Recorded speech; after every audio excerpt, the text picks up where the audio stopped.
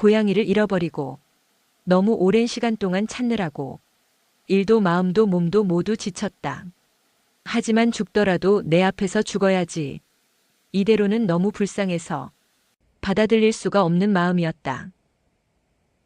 이사할 때 집 찾는 것도, 차를 찾기 위한 과정도 오래 걸리고 힘든 과정이었지만 어쨌든 결과는 나왔기에 때가 되고 인연이 아직 있다면 찾을 수 있을 거라는 믿음이 있었다.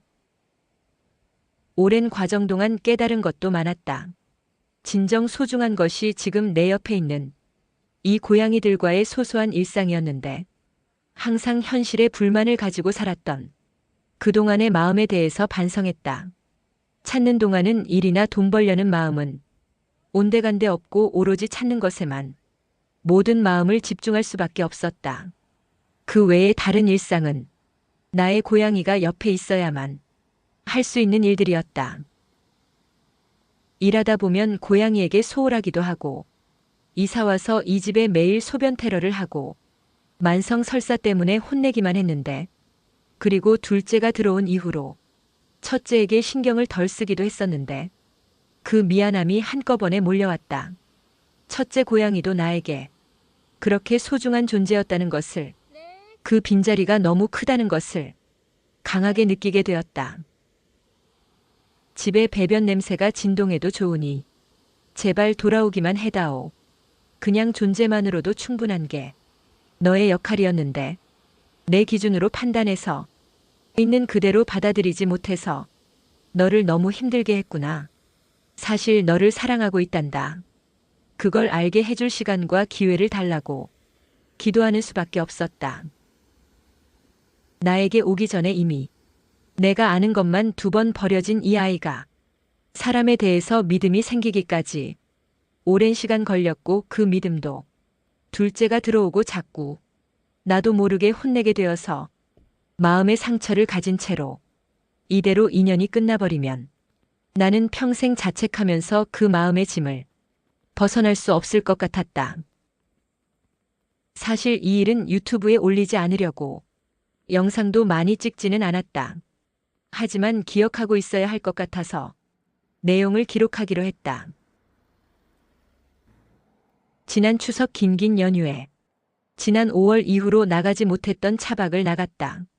그동안 이사를 2번 하게 돼서 심신이 지친 상태였고 이 동네에는 공원은 있지만 산과 들이 보이지 않아서 자연의 기운을 받아야 할 것 같았다. 이 집도 이사 온 이후에 한 달 정도는 괜찮을지 지켜보고 고양이들도 적응 과정을 거쳐야 하니 몇 달이 훌쩍 지나가 버렸다. 그러나 차박지에서 내가 자는 동안 고양이가 나가버렸다. 차 문을 열거나 앉고 앞좌석에서 뒷좌석으로 옮겨도 절대 뛰쳐나가는 법이 없는 아이가 창문 틈으로 나갔다. 하필 그날따라 물도 빠뜨리고 스크래쳐도 안 가져가서 고양이들도 나도 스트레스가 심했다. 원래 간식을 많이 먹으면 설사해서 소분해서 냉동해 놓는데 그날은 남은 간식이 없어서 캔을 그대로 땄다. 남은 건 길냥이를 위해 차 밑에 두고 조금 많은 양을 덜어서 먹이니 2마리가 번갈아 설사했다. 여기저기 묻은 걸 치우고 설사가 묻은 털을 가위로 잘라주니 첫째 고양이가 심하게 신경질을 냈다. 1마리 해결하고 나갔다 들어오니 다시 또 1마리가 그러고 다시 치우다 보니 3시가 넘는 시간이었던 것 같다. 자다 깨서 가뜩이나 힘든데 결국 설사 때문에 사료는 아침에 주려고 치웠다. 그러나 식탐이 강한 첫째는 심하게 울어댔다. 지친 나는 무시하고 자려는데 뭔가 부딪히는 소리도 났다. 스크래쳐가 없어서 뭔가 잡고 뛰나보다 했는데 4시 가까이 되니 나는 거의 정신을 잃고 잤다. 늦은 아침에 일어나 보니 첫째가 보이지 않았다.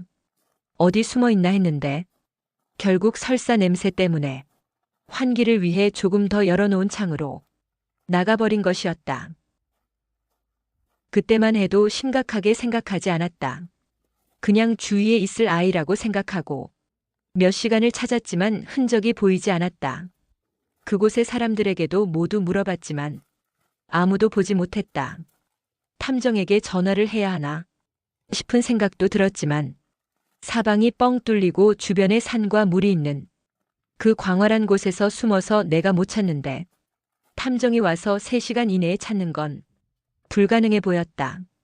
그 시간 내에는 근처에 있을 거라고 해서 근처는 모두 몇 번씩 돌아봤지만 아무래도 다른 차로 이동했을 가능성이 있다는 생각이 들었다. 둘째는 첫째가 창밖으로 나가는 걸 두 눈으로 보면서도 같이 나가지 않았다. 첫째도 평소 같으면 창문이 열렸다 해도 나가지 않을 아이였다. 밥을 안 준 게 화근이었다. 하루 더 묵어서 찾아야 하나 고민했지만 둘째도 너무 피곤했을 터였고 거기서 찾을 수 있다면 이미 찾았을 거라고 생각했다. 이 집에 이사 올 당시에 집을 나가서 집복도에서 나를 노려보면서 지켜보던 아이 성격상 그곳에 있다면 그 눈빛을 보았을 것이다. 일단 정신을 차리기로 했다. 이미 벌어진 일이니 운다고 해결되는 건 아니고 더구나 그렇게 내가 정신을 놓아버리면 지금 눈치 보는 둘째도 힘들 거라 생각했다. 그래서 당근에서 지역 인증을 해서 일단 실종 글을 올리고 집에 가서 온라인을 활용하기로 했다. 핸드폰으로 검색하려니 눈도 안 보이고 집에 와서 컴퓨터로 방법을 찾는 게 오히려 빠를 수 있겠다 싶었다. 그리고 2일 후에 다시 그곳에 갔다. 그때만 해도 거기 있었다면 찾을 수 있을 거라고 생각했다. 2일 후에 다시 하룻밤 자면서 이틀 동안 찾았지만 흔적도 보이지 않았다. 굶을까봐 밥자리를 근처에 만들어 놓고 급하게 프린터로 인쇄한 전단지를 인근 가게에 돌렸다. 집에 와서 그 근처에 연락할 만한 곳은 지도를 보고 찾아보았다. 파출소, 소방서, 군청과 행정복지센터, 그리고 근처 모든 영업하는 가게와 펜션까지 모두 전화해서 연락했다. 파출소에게는 커피숍에서 선결제하고 커피 드시라 하고 행정복지센터에게도 슈퍼에서 커피를 사다 드렸다. 그래야 붙인 전단지를 떼지 않을 것 같아서였다. 주말 내내 온라인으로 올렸지만 그 인근은 관광지라서 주민이 많지가 않아서 당근은 조회도 많지 않았고 대부분 목격자는 타 지역 사람일 테니 당근에서 기대하기는 힘들었다. 물론 전국에서 보는 카페나 포인핸드 등의 실종 신고는 할 수 있는 한 다 했다. 하지만 일주일 이내에는 보호소로 가기는 아직 이른 시기일 수도 있었다. 그래도 갑자기 쌀쌀해진 날씨와 계속되는 비로 심하게 걱정이 되었다. 이 아이가 차를 타고 나갔거나 신고를 받고 어딘가 보호소나 병원에 있다면 그 인근에서 가까운 유일한 도시일 수도 있다고 생각했다. 그래서 시내의 길냥이 모임을 당근에서 찾아서 전단지를 올리고 부탁드렸다. 그리고 다음 주가 되었다. 월요일이 되자 그 도시에서 갑자기 제보가 들어와서 비슷한 아이 사진을 보았다. 사진으로 확신할 수는 없었지만 발견한 사람도 똑같다고 하고 발견된 시기가 비슷했으니 일단 가보는 수밖에 없었다. 시간이 저녁이어서 제보받은 곳에 10시 다 돼서 도착했다. 원래 밤길 운전을 두려워해서 밤에 운전한 게 몇 년 만인데 그날따라 폭우도 심하게 내렸고 잇몸도 심하게 아픈 상태였다. 그러나 미룰 수는 없었다. 시간을 끌수록 더욱 찾기 힘드니 바로 움직여야 했다. 다행히 그 동네에 밥자리도 있고 몇 시간 찾다가 비도 그치고 그 밥자리에서 잠시 쉬고 있는데 페르시안 하얀 양이가 나타났다.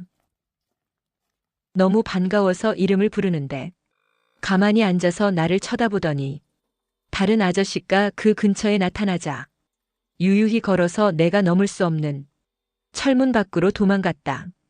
처음엔 첫째가 맞다고 생각했는데 다시 보니 아닌 것 같았다. 뭔가 분위기가 다른 느낌이고 방울 소리도 났다. 결국 아닌 걸 확인하고 집에 돌아왔다.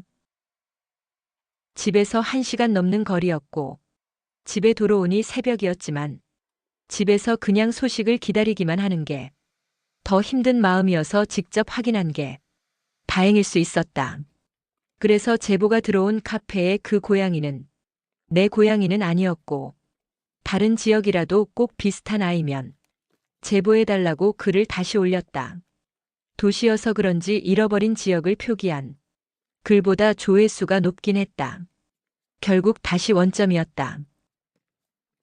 시간을 끌면 안 될 것 같아서 탐정에게 전화해보니 잃어버린 곳이 주택가도 아니고 워낙에 넓은 지역인데다가 다른 차를 타고 이동했을 수도 있고 산도 있고 물도 있는 곳이어서 찾기가 쉽지 않지만 3시간 찾아보겠다 했다.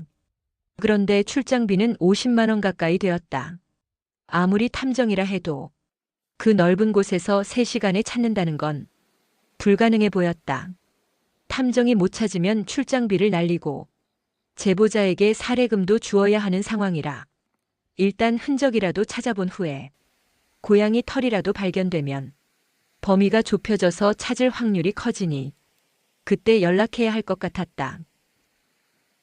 찾기만 하면 아깝지 않은 돈이지만 점점 차를 타고 이미 이동했을 수도 있다는 생각이 들었기 때문이다. 다른 곳에서 아이를 찾느라 하루를 보내다 보니 일주일 만에 다시 잃어버린 곳에 갔다. 그 사이에 비도 오고 날은 많이 추워졌다. 온라인으로 여러 사람들이 조언도 해줬는데 그 방법대로 100m마다 사료 봉지를 놓았다. 일단 일주일이 지났고 다른 밥자리는 다른 길냥이들이 차지했을 테니 굶지 말고 버텨주기만 바라는 마음이었다. 결국 성과가 없이 집에 돌아왔다. 그 사이에 집에서는 탐정이 고양이 찾는 장소나 방법 등을 유튜브로 보고 또 여기저기 올리고 방법을 찾느라고 사실 일할 시간도 많지 않았지만 이 아이가 나간 이후로 일도 더욱 줄었다. 이번 일을 통해서 평소에 해보지 않은 행동을 많이 했다. 일주일에 2번씩 어두운 밤길에 어두운 산 아래 마을과 폐가에서 손전등만 의지해서 인적 없는 길을 혼자 걸어다니는 것은 절대 할 수 없는 일이었다. 나는 밤에는 술 마시러도 나가지 않은 지 오래되었을 정도로 매주 밤길을 걷는 게 쉽지는 않았다. 하지만 절박한 나는 이것저것 따질 상황이 아니었다. 산과 나무 그리고 물에 첫째 이름을 부르면서 마음속으로 꼭 찾게 해달라고 빌면서 걸으니 무서움도 없어졌다. 별을 보면서도 그리고 밥 먹는 길고양이에게 간식을 주면서도 우리 첫째 찾게 너도 좀 도와줘라고 말했다. 무언가 안 좋은 기운이 따라오더라도 나의 절박한 마음을 이해해 줄 거라고 믿고 무덤이 옆에 있는 길도 걸었지만 어느 어두운 산으로 향하는 길에서는 들개가 지저댔다. 그 지역 카페에서는 나에게 동물이고 생업도 있으니 그만 포기하라고 했다. 그 지역에 들개들도 많고 길고양이도 많아서 아직까지 발견되지 않는 건 무슨 일이 있었을 수도 있다는 말에 심장이 아파오고 그동안 참았던 눈물이 주체 없이 흘러내렸다. 울고 지치면 내가 못 찾는다는 걸 마음으로 인정하는 것 같아서 참고 참았지만 그 얘기를 듣고 상상이 되니 견딜 수가 없었다. 아냐, 엄마는 너를 포기하지 않아. 내가 행복하게 해주려고 데려왔는데 이렇게 보낼 수는 없어. 나는 살았든 죽었든 몇 달이 걸리든 내 눈으로 확인하기 전에는 포기하지 않고 찾아보기로 했다. 하지만 날은 점점 추워지니 버틸 수 있을까 하는 마음도 들었다. 다음 날 군청에 전화해서 청소업체와 로드킬 신고 들어왔는지 물어보고 연락을 부탁했다. 전화하면서도 눈물을 참을 수 없어서 둘째가 듣지 못하게 멀리서 전화했다. 나도 점점 지쳐가게 되어서 첫째가 그 지역에 있는지만이라도 확인이 되면 힘을 얻을 것 같았다. 나를 더욱 불안하게 했던 건 첫째가 이사 온 이후로 계속 현관과 창문 앞에 소변 테러를 하고 또 이사날 가출해서 금방 찾긴 했지만 이번에 잃어버리기 얼마 전에 이상한 꿈도 꾸었기 때문이다. 꿈 해몽은 좋은 것도 있었고 안 좋은 것도 있었다. 연이 끊길 수도 있는 꿈이었다. 내 자신의 느낌으로는 안 좋은 일이 일어나지만 회복되는 거라고 믿었는데 확신은 없었다. 그래서 결국 전화로라도 무속인과 상담이라도 해서 그 아이가 그곳에 있는지, 그리고 다시 연이 이어질지 확인하고 싶었다. 그러나 대부분 전화 상담은 거절하고 상담 일정도 오래 기다려야 했다. 결국 타로 점을 보았다. 첫째는 그곳에 있고 찾기는 어려울 수도 있다고 나왔지만 그래도 예상치 못한 변수 혹은 신의 도움으로 찾을 수도 있다는 답을 받았다. 그래도 한 곳은 더 알아봐야 할 것 같아서 타로와 꿈의 몽을 같이 한다는 곳에 의뢰를 해보았다. 거기서도 첫째는 그곳에 있는데 찾기 어렵다고 나오고 첫째 상태도 안 좋다고 나왔다. 누가 데리고 있는 것도 아니라고 했다. 게다가 꿈의 몽은 인연이 끊어지는 안 좋은 꿈이라고 했다. 나는 악착같이 붙잡은 지푸라기를 놓친 심정이었다. 이제는 그냥 최선을 다해보자 했다. 그래야 포기하더라도 후회를 너무 오래 해서 다시 우울증으로 빠져들지 않을 것 같았다. 돈을 날리더라도 탐정을 불러서 찾아봐야 못 찾더라도 찾는 방법이나 범위를 파악할 수가 있겠다 싶어서 탐정에게 요청했다.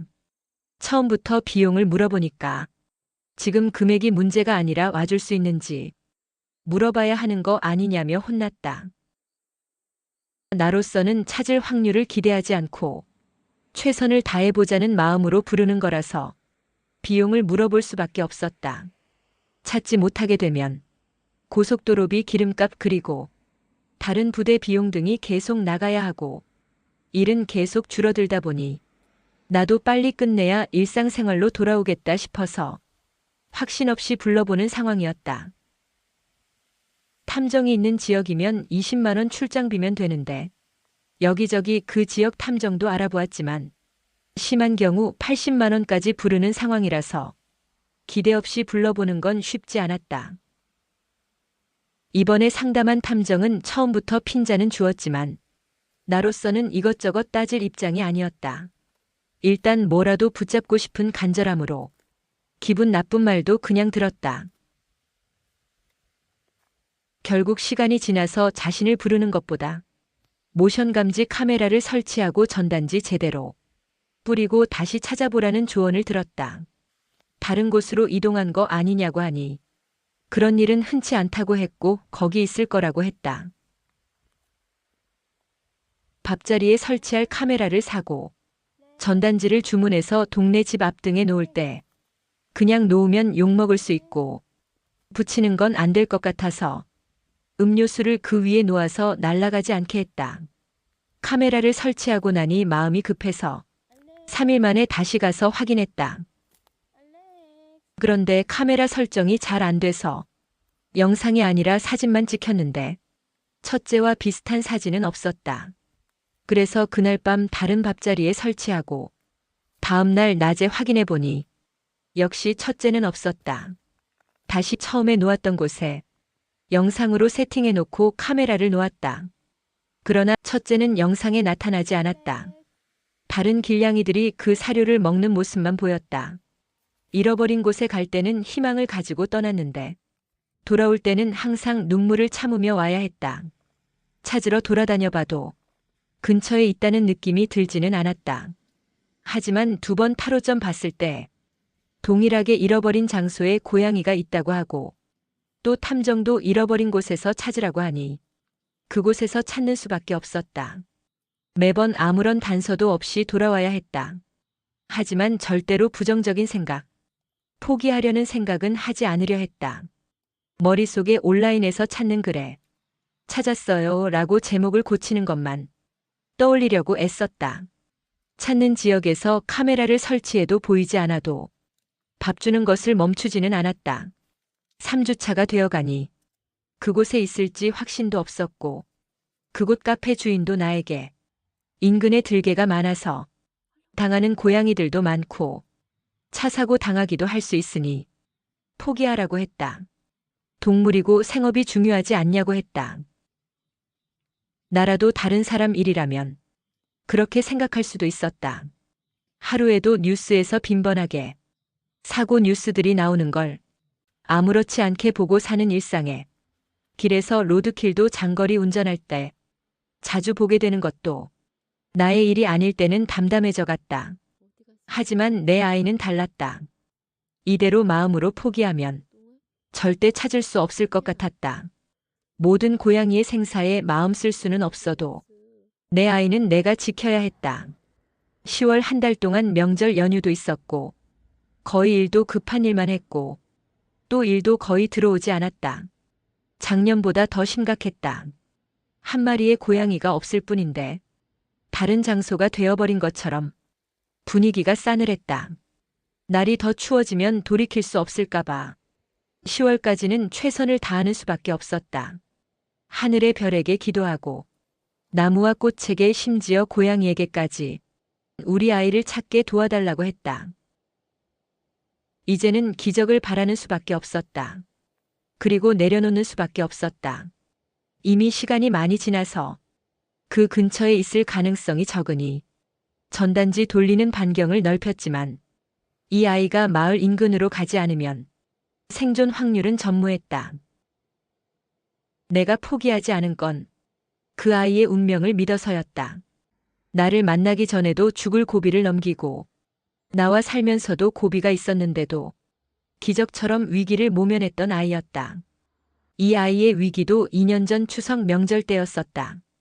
이맘때가 이전에 키우던 강아지를 하늘로 보냈을 때였다.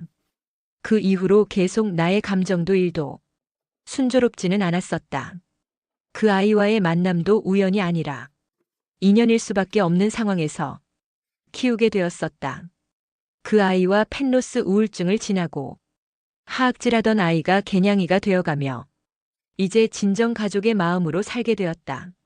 자꾸 혼내기만 했는데 이대로 상처를 가지고 떠나게 되면 나는 평생 마음의 짐을 놓을 수 없을 거라고 만회할 기회를 달라고 기도했다.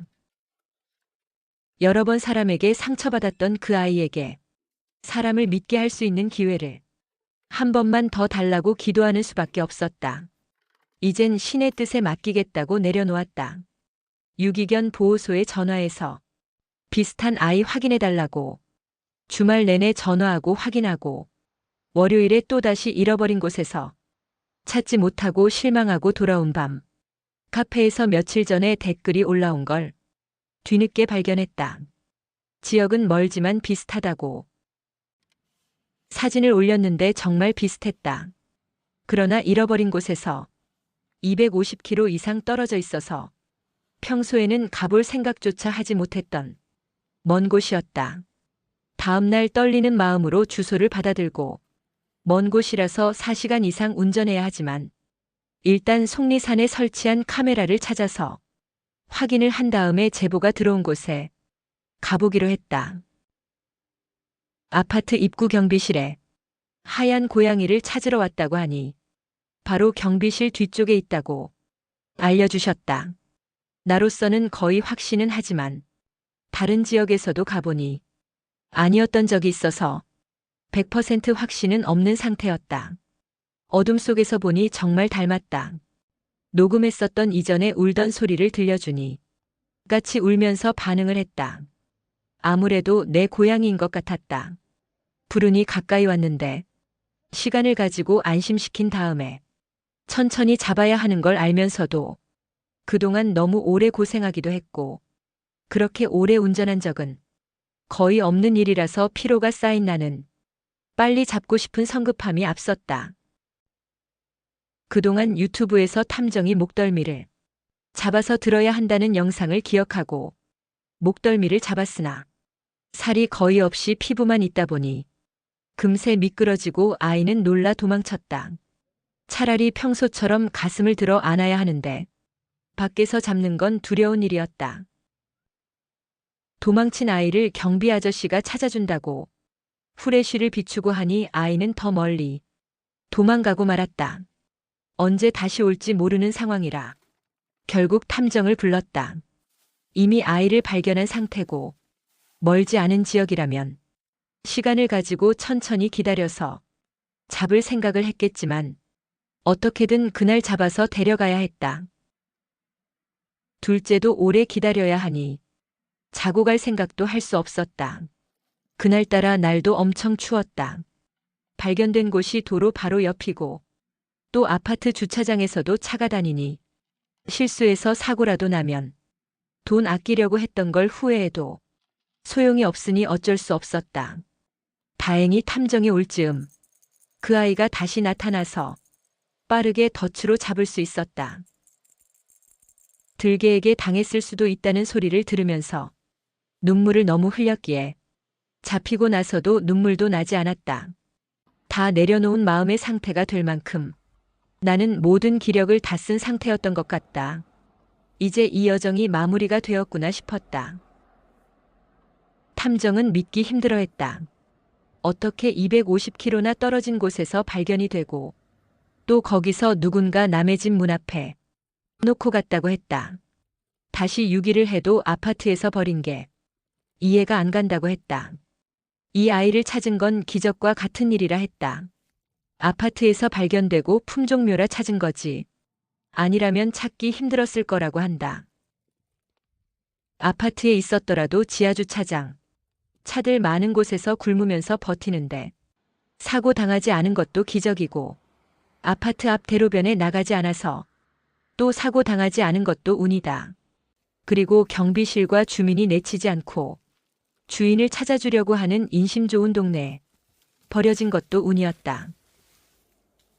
고양이가 지하주차장을 떠도니 동네 주민이 당근과 지역 카페에 올렸는데 일주일 넘게 소식이 없으니 누군가 유기한 것 같다고 말이 돌았다. 다행히 지상으로 올라와서 경비실에서 밥 주는 곳에서 밥을 먹고 버티긴 한 것 같다. 집에 와서 목욕시키니 뼈만 남은 상태여서 며칠만 더 지체했으면 어쩔 뻔했을까 가슴이 철렁했는데 그 기력으로도 그 밥자리의 원래 주인인 길냥이 2마리와 싸워서 그 밥자리 차지하고 대장 노릇을 했던 건 놀라운 일이었다. 모든 게 기적이고 운이었다. 그 길냥이들에게도 미안해서 사놓았던 습식사료 한 박스에서 남은 걸 모두 경비실에 드리고 돌아왔다. 오는 길이 너무 멀다 보니 아이는 조용하다가 갑자기 울어댔다. 신호가 온 것 같은데 그렇다고 타지에서 꺼내줄 수도 없었다. 결국 아이는 케이지의 큰일을 보고 오는 내에 울어댔다. 진동하는 냄새를 참으면서 와야 했지만 나는 오는 내내 드디어 마무리라는 생각에 괴롭지도 않았다. 집에 와서 씻기는데 눈물 날 정도로 아이는 말라 있었다. 정말 신이 도와서 지금 찾지 않았다면 씻기고 급한 대로 뭉친 털을 가위로 자르는데 반항하지도 못하고 골골댔다. 심하게 털이 뭉쳐서 피부까지 상해 있었다. 털 자르는 건 3일 동안이나 해야 했다. 목욕도 한 번으로는 꼬지람이 벗겨지지 않았는데 체력이 회복한 후에 다시 씻기려고 일단 네카라를 해두었다.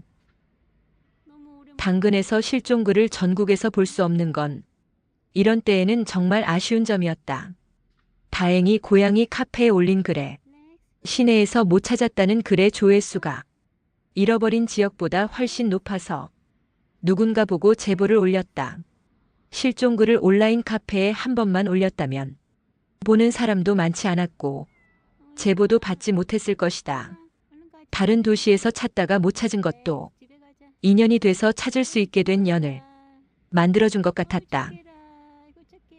타로에서 제3의 변수가 있어서 누군가의 도움으로 찾게 된다는 걸 듣고 죽더라도 내 앞에서 죽게 해달라고 더 이상 업을 더하지 않게 도와달라고 믿음으로 기도하고 연이 남아있다면 때가 되면 나타날 거라고 포기하지 않고 인연을 믿었던 게 기적의 씨앗이 되지 않았을까 싶다. 집에 와서 며칠 동안 거의 잠만 자고 밥도 잘 먹지 않으려 해서 이제 인연이 끝나면 어쩌나 하는 두려움으로 병원에 데려가니 심각한 상황은 아니었다. 다행히 지금은 식욕이 돌아와서 크게 걱정하지 않아도 될 정도이다. 아파트 주민분들, 경비원님 그리고 도와주신 모든 분들께 인사를 드립니다.